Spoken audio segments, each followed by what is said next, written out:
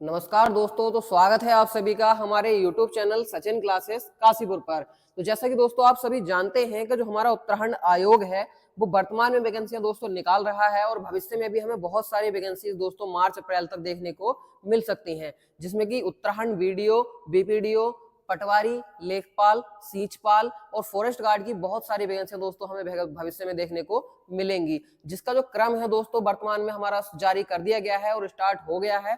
जिसमें जैसे कि आपने देखा है कि हमारे वन दरोगा की जो वैकेंसियां हैं वो आ चुकी हैं और जो हमारे उत्तराखंड पुलिस की जो वैकेंसी है दोस्तों उसी को बढ़ाते हुए अगले क्रम में जो है हमारा अब उत्तराखंड पुलिस का फिजिकल जो है दोस्तों फरवरी में होना प्रस्तावित है दोस्तों। तो उसी के लिए दोस्तों अपनी तैयारी को बहुत अच्छा बनाने के लिए, बेहतर तरीके से अपनी तैयारी को करने के लिए हमने ये एक टेस्ट सीरीज स्टार्ट की है, जिससे कि हमें आशा है कि अगर आप हमारे साथ बने रहेंगे तो आपको जो आने वाला पेपर है आपका भविष्य में उत्तराखंड आयोग के द्वारा उसमें बहुत ज्यादा सहायता दोस्तों मिलेगी। जैसा कि आपने देखा ही होगा दोस्तों, हमने पीछे अभी उत्तराखंड क्लर्क के लिए एक टेस्ट सीरीज स्टार्ट की थी दोस्तों, जिसमें से कि 3-4 क्वेश्चन जो थे हमारे दोस्तों सेम टू सेम ऐसे ही पूछे गए थे आयोग के द्वारा जैसे हमने अपने टेस्ट में दोस्तों शुरू किए थे। तो चलिए दोस्तों, हम वही एक उसी तरीके की एक टेस्ट सीरीज हम दोबारा स्टार्ट करने जा रहे हैं दोस्तों। तो चलिए शुरुआत करते हैं अपनी इस वीडियो के द्वारा।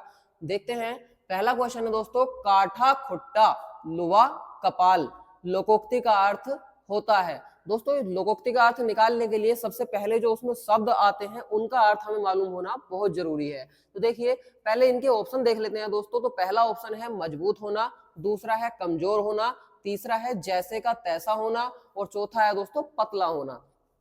ठीक है दोस्तों, तो चलिए इसका थोड़ा सा अर्थ निकालने की कोशिश हम करते हैं दोस्तों। काठा, काठा का अर्थ क्या होता है दोस्तों? काठा का अर्थ होता है दोस्तों लकड़ी।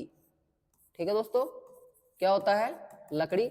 खुट्टा का अर्थ होता है दोस्तों घुटना या पैर। ठीक है दोस्तों, तो लकड़ी, काठा का अर्थ होता है लकड़ी, खुट्टा का अर्थ होता है घुटना, लुवा का अर्थ होता है दोस्तों लोहा। ठीक, और कपाल का अर्थ होता है दोस्तों सिर। ठीक है, तो लकड़ी के जैसा घुटना और लोहे के जैसा सिर। तो दोस्तों लकड़ी और लोहा दोनों ही क्या है, अपने आप में मजबूत होते हैं। तो इन्होंने बताया है कि जो घुटना है वो लकड़ी के समान मजबूत है और सिर क्या है, लोहे के समान मजबूत है। तो ये जो लोकोक्ति का इशारा करती है दोस्तों, ये करती है मजबूत होना की तरफ। तो जो हमारा पहला वाला ऑप्शन है दोस्तों, यहाँ पर बिल्कुल सही आंसर यहाँ पर हो जाएगा, मजबूत होना। तो काठा खुट्टा लुवा कपाल लोकोक्ति का अर्थ क्या होता है दोस्तों? मजबूत होना। तो चलिए बढ़ते हैं अपने अगले क्वेश्चन की ओर। अगला क्वेश्चन है दोस्तों, चाय को कुमाऊनी बोली में क्या कहा जाता है? पहला ऑप्शन है दोस्तों चा, दूसरा है चाय, तीसरा है चाह और चौथा है दोस्तों चाही। ठीक है दोस्तों, तो चलिए देखते हैं कुमाऊनी बोली की बात यहाँ पर की जा रही है कि चाय को कुमाऊनी बोली में क्या कहा जाता है दोस्तों। तो चाय जो शब्द है इसको कुमाऊनी बोली में दोस्तों कहा जाता है चाह। क्या कहते हैं दोस्तों? चाह कहते हैं। तो यहाँ पर जो हमारा तीसरा ऑप्शन है ये बिल्कुल सही आंसर हमारा यहाँ पर हो जाएगा। तो दोस्तों हो सकता है कि आयोग हमसे इसी के बारे में दूसरा क्वेश्चन पूछ ले दोस्तों कि चाय को कुमाऊनी बोली में ना बोलकर, यानी कि वो गढ़वाली बोली में चाय को क्या कहा जाता है दोस्तों। तो जो चाह है दोस्तों ये किसमें कहते हैं? कुमाऊनी में कहा जाता है। और जो गढ़वाली की बात अगर हम करेंगे तो चा और चाय ये दोनों ही शब्द जो है दोस्तों किसमें प्रयोग किए जाते हैं? गढ़वाली में प्रयोग किए जाते हैं। चाय के लिए गढ़वाली में कौन से शब्द प्रयोग किए जाते हैं दोस्तों? चा और चाय। ठीक है दोस्तों, तो बढ़ते हैं अपने अगले क्वेश्चन की ओर।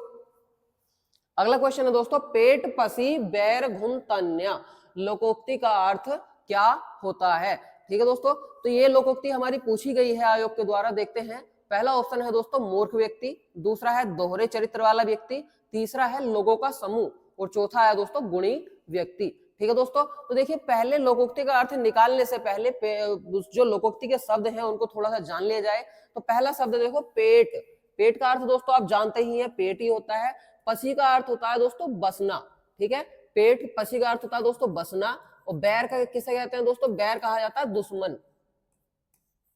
ठीक है दोस्तों, बैर किसे कहा जाता है दोस्तों? दुश्मन को कहा जाता है। तो इसका अर्थ क्या हुआ? पेट में दुश्मन बसना। ठीक है दोस्तों, पेट में दुश्मन बसना।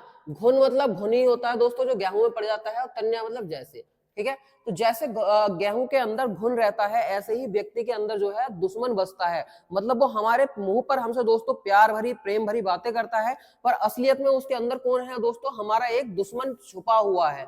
तो जो इसका आंसर हो जाएगा दोस्तों वो क्या हो जाएगा? दोहरे चरित्र वाला व्यक्ति। ठीक है दोस्तों, तो ऑप्शन नंबर 2 हमारा यहाँ पर क्या हो जाएगा? बिल्कुल सही आंसर हमारे यहाँ पर हो जाएगा दोस्तों। तो चलिए बढ़ते हैं अपने अगले क्वेश्चन की ओर। अगला क्वेश्चन है दोस्तों, गुजिया को गढ़वाली में क्या कहा जाता है? ठीक है दोस्तों, गुजिया को गढ़वाली में क्या कहा जाता है? तो ऑप्शन है दोस्तों गुजिया पहला, दूसरा है ग्वज, तीसरा है गोज और चौथा है दोस्तों इनमें से कोई नहीं। ठीक है दोस्तों, तो हमारे ऑप्शन आपके सामने हैं, पहला गुजिया, दूसरा ग्वज, तीसरा गोज और इनमें से कोई नहीं। तो गुजिया को पूछा गया है दोस्तों गढ़वाली में क्या कहा जाता है, तो गढ़वाली में दोस्तों गुजिया के लिए जो है गुजिया शब्द का ही हम प्रयोग करते हैं। तो गुजिया को गढ़वाली में भी क्या कहा जाएगा दोस्तों? गुजिया ही कहा जाएगा। तो ऑप्शन नंबर पहला हमारा क्या हो जाएगा दोस्तों? बिल्कुल सही आंसर यहाँ पर हो जाएगा। अगर इसी की जगह पूछ लिया जाता है कि गुजिया को कुमाऊनी बोली में क्या कहा जाता है दोस्तों, तो ग्वज और गोज ये दोनों ही जो शब्द हैं दोस्तों ये किसमें कहे जाते हैं? कुमाऊनी में प्रयोग किए जाते हैं। मतलब गुजिया को कुमाऊनी वाली बोली में बोलने के लिए किन शब्दों का प्रयोग किया जाता है दोस्तों? गुज, ग्वज और गोज का प्रयोग किया जाता है। चलिए बढ़ते हैं अपने अगले क्वेश्चन की ओर। अगला क्वेश्चन है दोस्तों, अभिभाषण से तात्पर्य है। तो अभिभाषण से क्या तात्पर्य है दोस्तों? पहला है ऑप्शन है मौखिक भाषा, दूसरा है लिखित भाषा, तीसरा है सांकेतिक भाषा और चौथा है इनमें से कोई नहीं। ठीक है दोस्तों, तो चार ऑप्शन हमारे सामने हैं। अभिभाषण की बात चल रही है दोस्तों, तो अभिभाषण होता क्या है? अभिभाषण होता है दोस्तों किसी भी चीज का लिखित रूप। ठीक है दोस्तों, किसी भी चीज जो भी हमें आपके द्वारा बोली जा रही है या हम अगर किसी सभा में बैठे हैं तो जो हमारे द्वारा वचन बोले गए हैं, कथन बोले गए हैं, तो जो उसका लिखित रूप होता है दोस्तों वो क्या कहलाता है? अभिभाषण कहलाता है। तो यहाँ से हमें पता चल जाएगा कि अभिभाषण किसे कहते हैं? लिखित रूप को कहते हैं। तो ये किसकी ओर इशारा करेगा या किसका आशय क्या होगा दोस्तों? तो लिखित भाषा इसका आशय होगा। तो ऑप्शन नंबर 2 यहाँ पर हमारा बिल्कुल सही आंसर यहाँ पर हो जाएगा। अभिभाषण का क्या तात्पर्य होता है दोस्तों? तो लिखित भाषा से अभिभाषण का तात्पर्य होता है। चलिए बढ़ते हैं अपने अगले क्वेश्चन की ओर। अगला क्वेश्चन है दोस्तों, मूक का विपरीतार्थक शब्द है। ठीक है दोस्तों, मूक का विपरीतार्थक शब्द है, पढ़ा भी होगा दोस्तों आपने। तो देखते हैं, पहला आंसर है, पहला ऑप्शन है कटु, दूसरा ऑप्शन है बहु, तीसरा ऑप्शन है बाचाल, चौथा ऑप्शन है दोस्तों विष। ठीक है दोस्तों, तो मूक का अर्थ पूछा है। अब पहले मूक का विपरीत अर्थ मतलब विलोम शब्द हमें बताना है दोस्तों। तो मूक का अर्थ पता होना चाहिए, मूक होता क्या है? तो दोस्तों मूक का अर्थ होता है चुप रहना। ठीक है दोस्तों, मूक का अर्थ क्या होता है? चुप रहना। तो चुप रहने का जो विपरीतार्थक शब्द है वो क्या होगा दोस्तों? तो वो उसका आंसर यहाँ पर हो जाएगा वाचाल। वाचाल जो शब्द है दोस्तों इसका अर्थ होता है बोलना। ठीक है दोस्तों, बोलने वाला या बोलना क्या कहलाता है? वाचाल का अर्थ होता है दोस्तों। तो यहाँ पर ऑप्शन नंबर 3 हमारा क्या हो जाएगा दोस्तों? बिल्कुल सही आंसर यहाँ पर हो जाएगा। चलिए बढ़ते हैं अपने अगले क्वेश्चन की ओर। अगला क्वेश्चन है दोस्तों, हूती शब्द का अर्थ निम्न में से कौन सा होता है? ठीक है दोस्तों, हूती शब्द का अर्थ निम्न में से कौन सा होता है ये हमें बताना है। पहला ऑप्शन है बुलावा, दूसरा है हवन, तीसरा है हड्डी और चौथा है पवित्र। ठीक है दोस्तों, बुलावा, हवन, हड्डी और पवित्र। तो हूती का अर्थ क्या होता है दोस्तों? तो आपने शब्द सुना होगा आहुति देना। आहुति का अर्थ होता है दोस्तों जो सामग्री होती है हवन की उसको आपको समर्पित करना। तो ये जो सारे शब्द हैं ये किससे संबंध रखते हैं? एक हवन से संबंध रखते हैं। तो जो हूती शब्द है दोस्तों इसका अर्थ भी किससे होता है? हवन से होता है। तो हूती किसे कहते हैं दोस्तों? हवन को कहा जाता है। तो जो ऑप्शन नंबर 2 है हमारा यहाँ पर बिल्कुल सही आंसर यहाँ पर हो जाएगा। चलिए बढ़ते हैं अपने अगले क्वेश्चन की ओर। अगला क्वेश्चन है दोस्तों, स्वर के कितने भेद होते हैं? ठीक है दोस्तों, स्वर के कितने भेद होते हैं? ऑप्शन है पहला दो भेद होते हैं, दूसरा ऑप्शन है दोस्तों 3 भेद होते हैं, तीसरा ऑप्शन है दोस्तों 4 भेद होते हैं और चौथा ऑप्शन है दोस्तों 5 भेद होते हैं। तो स्वर के कितने भेद होते हैं दोस्तों? आपने पढ़े भी होंगे। तो जो स्वर के भेद होते हैं दोस्तों, स्वर के भेद माने जाते हैं 3। तो यहाँ पर जो ऑप्शन नंबर 2 है हमारा दोस्तों ये बिल्कुल सही आंसर हो जाएगा कि 3 भेद किसके होते हैं दोस्तों? स्वर के होते हैं। अब उन तीनों जो भेद हैं उनके बारे में जानते हैं दोस्तों। तो देखिए, एक होता है ह्रस्व या लघु स्वर। ठीक है दोस्तों, लघु स्वर। दूसरा होता है दीर्घ स्वर। ठीक है दोस्तों, दूसरा कौन सा होता है? दीर्घ स्वर। और तीसरा होता है प्लुत स्वर। ठीक है दोस्तों, तो स्वरों को कितने आधार में बांटा गया है? 3 आधार में बांटा गया है, लघु स्वर, दीर्घ स्वर और प्लुत स्वर। जो लघु स्वर हैं दोस्तों इसमें सारे हमारे छोटे वाले स्वर आते हैं, छोटा आ, छोटी ई, छोटा ऊ और ऋषि। यानी ये स्वर जो है दोस्तों हमारे कौन से हैं? लघु स्वर हैं। बात करते हैं दीर्घ स्वरों की, तो जिन पे 2 मात्राएं लगती हैं या जिनके उच्चारण में 2 मात्राओं का समय लगता है दोस्तों वो क्या कहलाते हैं? दीर्घ स्वर कहलाते हैं। जैसे बड़ा आ, बड़ी ई, बड़ा ऊ। ठीक है दोस्तों, ए, ओ, डबल मात्रा वाला ओ और डबल मात्रा वाला ए। ठीक है दोस्तों, तो ये जो 7 स्वर हैं ये हमारे क्या कहलाते हैं? दीर्घ स्वर कहलाते हैं दोस्तों। अब बात चलती है प्लुत स्वर किसे कहते हैं। तो प्लुत का जो अर्थ होता है दोस्तों वो होता है पुकारना। ठीक है दोस्तों, पुकारना। तो जो प्लुत स्वर है वो शब्द किसमें प्रयोग किए जाते हैं? पुकारने में। मतलब जब हम किसी का नाम बुलाते हैं, किसी चीज को पुकारते हैं, तो जो उसे पुकारते समय हम ध्वनि को बहुत लंबा खींच देते हैं, वो किसमें आता है दोस्तों? प्लुत स्वर में आता है। जैसे हमने उदाहरण के लिए लिया, एग्जाम्पल ले लेते हैं, राम, ठीक है। अब राम की माँ अगर राम को बुला रही है तो बहुत देर तक चीखती है, राम ऐसे करके चीखती है दोस्तों। तो बीच में जो आ की मात्रा बड़ी लंबी बार खींची गई है, इसको लंबा खींचा गया है, तो इसको प्रदर्शित किससे करते हैं दोस्तों? एस टाइप का एक चिन्ह होता है, उससे दिखाते हैं। तो ये जो इसमें प्लुत स्वर हो जाएगा दोस्तों, क्या हो जाएगा? बड़ा आ। बड़े आ को हमने बहुत लंबे समय तक खींचा है, तो ये क्या कहलाएगा दोस्तों? प्लुत स्वर कहलाएगा। ठीक है दोस्तों, तो चलिए बढ़ते हैं अपने अगले क्वेश्चन की ओर। अगला क्वेश्चन है दोस्तों, वाक्य में क्षण भर ठहराव के लिए चिन्ह का प्रयोग होता है। तो वाक्य में क्षण भर ठहराव के लिए किस चिन्ह का प्रयोग करते हैं दोस्तों? तो देखिए, जहां पर हमें क्षण भर ठहराव होता है वहां पे चिन्ह के लिए आपने पढ़ा तो जरूर होगा दोस्तों। चलिए पहले ऑप्शन देख लेते हैं। तो ऑप्शन है पहला अल्प विराम, दूसरा है पूर्ण विराम, तीसरा है प्रश्नवाचक विराम और चौथा है अर्ध विराम। तो दोस्तों जहां पर हमें बहुत थोड़ा समय रुकना होता है, क्षण भर के लिए रुकना होता है, वहां पर हम प्रयोग करते हैं दोस्तों अल्प विराम का। ठीक है दोस्तों, इसको क्या कहा जाता है? तो दोस्तों इसको कोमा भी कहा जाता है। ठीक है, इसका चिन्ह कैसा होता है? तो ऐसे इसको बनाया जाता है दोस्तों। तो जो अल्प विराम है, कोमा है, इसका प्रयोग किस लिए किया जाता है दोस्तों? वाक्य में क्षण भर के ठहराव के लिए इसका प्रयोग किया जाता है। चलिए बढ़ते हैं अगले क्वेश्चन की ओर। अगला क्वेश्चन है दोस्तों, निम्नलिखित में से कौन सा शब्द शुद्ध है? ठीक है दोस्तों, निम्नलिखित में से कौन सा शब्द शुद्ध है? चलिए ऑप्शंस देख लेते हैं। पहला ऑप्शन है दोस्तों अभिषेक, दूसरा है अभिषेक, तीसरा है अभिषेक और चौथा है अभिषेक। तो देखिए दोस्तों, अभिषेक जो होता है आपने पढ़ा होगा शुद्ध शब्द में, अभिषेक के लास्ट में क्या आता है दोस्तों? का लगाया जाता है। तो खा और गा वाले तो दोस्तों वैसे ही गलत हो जाएंगे, ये तीनों ऑप्शन जो है वैसे ही गलत हो जाएंगे। तो यह हमें, अगर इसको नहीं भी देखते, अगर आपको थोड़ा सा कॉमन सेंस लगाते हैं कि इसके लास्ट में का होता है, तो अभिषेक हमारा जो चौथा वाला ऑप्शन है बिल्कुल सही हो जाएगा। और जो बाकी शुद्ध वर्तनी है दोस्तों, वो भी हमारे चौथे वाले ऑप्शन की ही सही है। तो निम्नलिखित का में से शुद्ध वर्तनी वाला शब्द कौन सा हो जाएगा दोस्तों? ऑप्शन नंबर 4 अभिषेक। ठीक है दोस्तों, बढ़ते हैं अपने अगले क्वेश्चन की ओर। अगला क्वेश्चन है दोस्तों, निम्नलिखित में विदेशज शब्द है। विदेशज शब्द मतलब दोस्तों जो हमारी भाषा में नहीं है, हिंदी भाषा में किसी अन्य भाषा से लिया गया है, वो क्या कहलाता है दोस्तों? विदेशज शब्द कहलाता है। तो चलिए ऑप्शन देखते हैं। पहला ऑप्शन है दोस्तों मोर, दूसरा है चिड़िया, तीसरा है जूता और चौथा है आलपिन। ठीक है दोस्तों, तो देखिए जो मोर, चिड़िया और जूता, ये तीनों ही जो शब्द हैं दोस्तों, ये तीनों हमारे देसी शब्द हैं। ठीक है, ठीक है दोस्तों, देसी शब्द मतलब हमारे भारत में ही जन्मे हैं और जो हमारी हिंदी भाषा है उसी के शब्द हैं। तो ये जो देसी शब्द है मोर, चिड़िया और जूता। तो जो चौथा शब्द बनता है दोस्तों आलपिन, ये कैसा हो जाएगा? विदेशी शब्द हो जाएगा दोस्तों। तो आलपिन कैसा शब्द है? विदेशी शब्द है। तो हमारा ऑप्शन कौन सा सही हो जाएगा? चौथा ऑप्शन बिल्कुल यहाँ पर सही हो जाएगा। बात करते हैं, अगर आलपिन हमारा विदेशी शब्द है तो हमने कौन सी भाषा से लिया है? तो आलपिन को लिया गया है दोस्तों पुर्तगाली भाषा से। ठीक है दोस्तों, कौन सी भाषा से लिया है? पुर्तगाली भाषा से हमने आलपिन शब्द को हमारी हिंदी भाषा में दोस्तों अपनाया है। चलिए बढ़ते हैं अपने अगले क्वेश्चन की ओर। अगला क्वेश्चन है दोस्तों, यथाविधि का सही उत्तर बताइए। यथाविधि का सही उत्तर बताइए। पहला ऑप्शन है दोस्तों नियम के अनुसार, दूसरा है विधि के अनुसार, तीसरा है नियम के तहत और चौथा है नियम अविरुद्ध। ठीक है दोस्तों, तो हमें सही उत्तर का अर्थ यहाँ पर यह है कि जो यथाविधि शब्द है, अगर इसको हम तोड़ते हैं दोस्तों, तो इसका सही अर्थ क्या निकलता है, हमें उसके बारे में बताना है। तो जो यथा होता है दोस्तों, इसका अर्थ क्या होता है? इसका अर्थ होता है अनुसार। ठीक है, यथा का अर्थ क्या होता है तो दोस्तों के अनुसार। अब बात चली है विधि, तो शब्द क्या बन जाएगा? विधि के अनुसार। तो जो ऑप्शन नंबर 2 है हमारा दोस्तों, ये बिल्कुल सही आंसर यहाँ पर हो जाएगा, विधि के अनुसार। ठीक है दोस्तों, तो चलिए बढ़ते हैं अपने अगले क्वेश्चन की ओर। अगला क्वेश्चन है दोस्तों, उल्लास का सही विच्छेद चुनिए। ठीक है दोस्तों, उल्लास का सही विच्छेद हमें यहाँ पर चुनना है।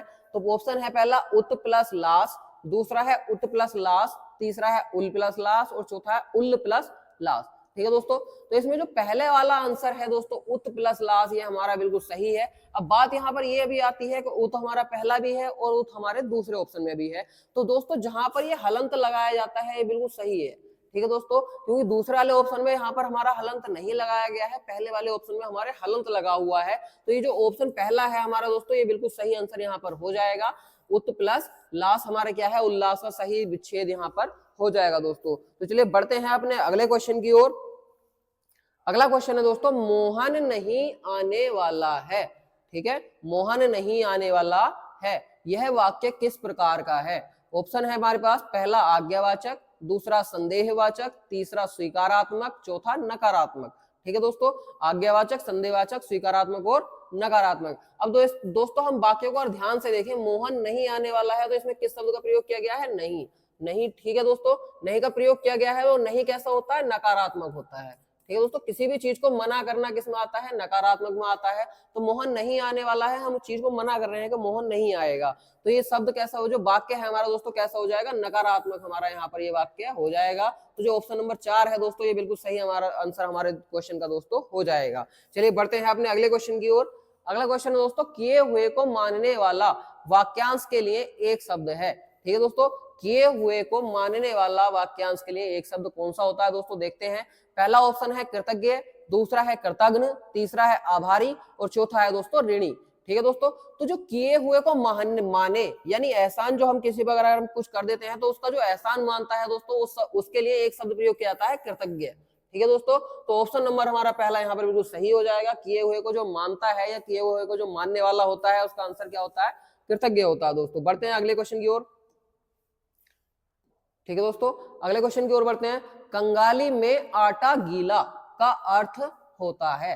ठीक है दोस्तों, कंगाली में आटा गीला का अर्थ क्या होता है? ऑप्शन पहला है वस्तु कम ग्राहक अधिक, दूसरा है अभाव की स्थिति में और हानि होना, और तीसरा है दिल घबराना, चौथा है नष्ट भ्रष्ट कर देना।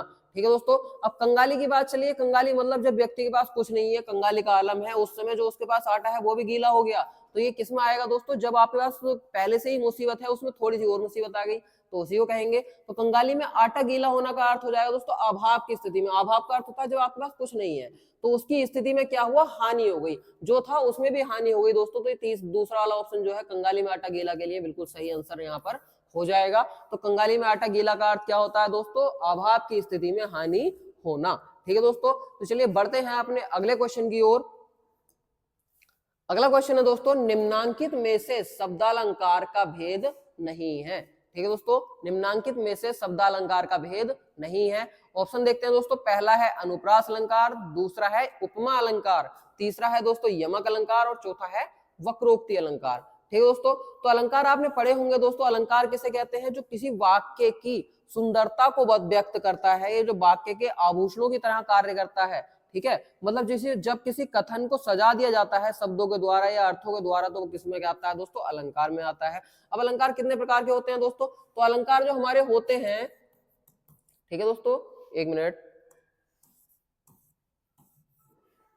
हाँ दोस्तों, तो अलंकार की बात चली है। अलंकार हमने देखा, अलंकार होता क्या है? तो जो वाक्य की या कथन की जो रचना करता है या उसको सुंदरता प्रदान करता है, वो क्या कहलाता है? अलंकार कहलाता है। और अलंकार का जो शाब्दिक अर्थ होता है वो क्या होता है दोस्तों? आभूषण। क्या होता है दोस्तों? आभूषण होता है। अब अलंकार होते कितने प्रकार के? तो 3 प्रकार के होते हैं दोस्तों। कौन सा होता है? शब्दालंकार, ठीक है दोस्तों, दूसरा होता है अर्थालंकार, ठीक है दोस्तों, तीसरा होता है उभयालंकार। ठीक है, तो पहला है शब्दालंकार। शब्दालंकार का अर्थ होता है दोस्तों जहां पर जो सजावट है या जो कथन है उसकी विशेषता या सजावट किसके आधार पर की जाती है? शब्द के आधार पर। जब अलंकार का जो कार्य है यानी वाक्य को सजाने का कार्य है शब्द के अर्थ के द्वारा होता है, तो किस में आता है दोस्तों? अर्थालंकार में आता है।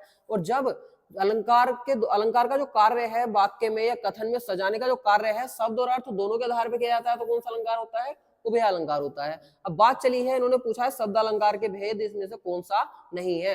तो शब्दालंकार का भेद दोस्तों, इसमें जो उपमा अलंकार है ये नहीं है। जो उपमा अलंकार है दोस्तों, ये हमारा किसका भेद है? अर्थालंकार का हमारा भेद है। तो ऑप्शन नंबर 2 यहाँ पर बिल्कुल सही आंसर हमारा यहाँ पर हो जाएगा। निम्नांकित में से शब्दालंकार का भेद कौन सा नहीं है? तो उपमा अलंकार यहाँ पर इसका भेद नहीं है। ठीक है दोस्तों, तो चलिए बढ़ते हैं अगले क्वेश्चन की ओर। अगला क्वेश्चन है दोस्तों, निम्नलिखित में से कौन सा अभिनिवेदन के रूप में लिखा जाता है? ठीक है दोस्तों, अब ये इन्होंने देखिए दोस्तों, इन्होंने ऑप्शन दिए हैं। पहला आपका, दूसरा भवदीय, तीसरा शुभेच्छु और चौथा शुभचिंतक। अब अभिनिवेदन क्या होता है दोस्तों? तो जब हम औपचारिक पत्र लिखते हैं या कोई प्रार्थना पत्र लिखा जाता है, तो लास्ट में जब अपना नाम लिखा जाता है तो उससे पहले एक शब्द का प्रयोग किया जाता है और उसे क्या कहते हैं दोस्तों? अभिनिवेदन कहते हैं। ठीक है दोस्तों, तो जहां पर हम पत्र का एंडिंग या समाप्ति करते हैं तो अपने नाम के ऊपर जो एक शब्द लिखा जाता है संबोधन के लिए, वो क्या कहलाता है? अभिनिवेदन कहलाता है। तो यहाँ पर जो वाक्य में पूछा गया है कि निम्नलिखित में से कौन सा अभिनिवेदन के रूप में प्रयोग किया जाएगा, तो दोस्तों इसमें जो भवदीय है ये हमारे नाम के ऊपर लिखा जाता है औपचारिक पत्रों में। ठीक है दोस्तों, तो ऑप्शन नंबर 2 हमारा यहाँ पर बिल्कुल सही आंसर हो जाएगा, भवदीय। निम्नलिखित में से अभिनिवेदन के रूप में कौन सा शब्द प्रयोग किया जाता है दोस्तों, भवदीय प्रयोग किया जाता है। चलिए बढ़ते हैं अगले क्वेश्चन की ओर। अगला क्वेश्चन है दोस्तों, निम्न में से कौन सा पत्र वैयक्तिक पत्र की श्रेणी में आता है। ठीक है दोस्तों, अब वैयक्तिक पत्र कहते किसे हैं, तो वैयक्तिक पत्र वो होते हैं दोस्तों जो हम अपने सगे परिचितों को या फिर जिनसे हमारी जान पहचान है, अगर हम उनको पत्र भेजते हैं तो क्या कहलाता है, वैयक्तिक पत्र कहलाता है दोस्तों। तो चलिए ऑप्शन देख लेते हैं। पहला व्यापारिक पत्र, दूसरा है प्रार्थना पत्र, तीसरा है मित्र का पत्र और चौथा है दोस्तों संपादक के नाम पत्र। ठीक है दोस्तों, तो हमने व्यक्तिगत पत्र की बात की, किसको भेजा जाता है, ये पहचान के लोगों को भेजा जाता है। ठीक है दोस्तों, पहचान वालों को भेजा जाता है। तो ये पहचान के लोग कौन होंगे दोस्तों, मित्र होंगे। तो जो ऑप्शन नंबर 3 है हमारा दोस्तों, ये बिल्कुल सही आंसर हो जाएगा। व्यक्तिगत पत्र की श्रेणी में कौन से पत्र आते हैं, मित्र का पत्र आता है दोस्तों। तो ऑप्शन नंबर 3 हमारा यहाँ पर बिल्कुल सही आंसर हो जाएगा दोस्तों। चलिए बढ़ते हैं अपने अगले क्वेश्चन की ओर। अगला क्वेश्चन है दोस्तों, शासकीय पत्र की भाषा कैसी होती है। ठीक है दोस्तों, शासकीय पत्र की भाषा कैसी होती है। अब शासकीय पत्र कौन से होते हैं दोस्तों, तो शासकीय पत्र वे होते हैं जो कार्यालयों में प्रयोग किए जाते हैं। ठीक है दोस्तों, जो कार्यालयों में प्रयोग किए जाते हैं पत्र, वे क्या कहलाते हैं, शासकीय पत्र कहलाते हैं। चलिए ऑप्शन देख लेते हैं पहले। तो पहला ऑप्शन है निवेदन पूर्ण, दूसरा है आग्रह पूर्ण, तीसरा है औपचारिकता पूर्ण और चौथा है कष्टपूर्ण। तो देखिए दोस्तों, जो शासकीय पत्र होते हैं कार्यालयों में प्रयोग किए जाते हैं और इनको क्या कहते हैं, औपचारिक पत्र भी हम कहते हैं। क्या कहते हैं दोस्तों, औपचारिक पत्र भी हम कह सकते हैं। तो जो औपचारिक पत्र हैं या शासकीय पत्र हैं, ये किसकी श्रेणी में आते हैं, इनमें जो भाषा होगी कैसी होगी दोस्तों, औपचारिकता पूर्ण भाषा होगी। तो जो हमारा तीसरा ऑप्शन है दोस्तों, यहाँ पर बिल्कुल सही आंसर हो जाएगा कि शासकीय पत्र की भाषा कैसी होती है, तो औपचारिकता पूर्ण हमारे शासकीय पत्रों की भाषा होती है। ठीक है दोस्तों, तो ये थे हमारे इस वीडियो के 20 क्वेश्चन, जिसमें हमने डिस्कस किया है जो आपका उत्तराखंड के जो वैकेंसीज आने वाली हैं या जो उसमें परीक्षा उपयोगी प्रश्न आने वाले हैं, जितनी भी प्रतियोगिता परीक्षाएं होती हैं उनके सिलेबस के आधार पर ही हमने प्रश्नों को यहाँ पर चयनित किया है और उनको इस सेट में रखा है दोस्तों। तो कोशिश कीजिए कि आप हमारे साथ वीडियो में बने रहें और ऐसे ही जो हमारे अच्छे अच्छे प्रश्न हैं उनको देखते रहें, उनसे सीखते रहें, जिससे आपको अंदाजा होगा कि जो हमारा पेपर है उसमें किस प्रकार के हिंदी के प्रश्न दोस्तों पूछे जाते हैं। बाकी आपके अच्छे भविष्य के लिए हम शुभकामनाएं करते हैं कि आपका जो फिजिकल है यूपी उत्तराखंड पुलिस का वो बहुत अच्छा जाए और आप अगली बार जब घर जाएं तो वर्दी पहन कर जाएं। ठीक है दोस्तों, तो आप बने रहें हमारे वीडियो के साथ। वीडियो पसंद आई हो तो इसको लाइक और हमारे चैनल को सब्सक्राइब जरूर करें। चलिए दोस्तों, मिलते हैं अपनी एक नई वीडियो में। धन्यवाद दोस्तों।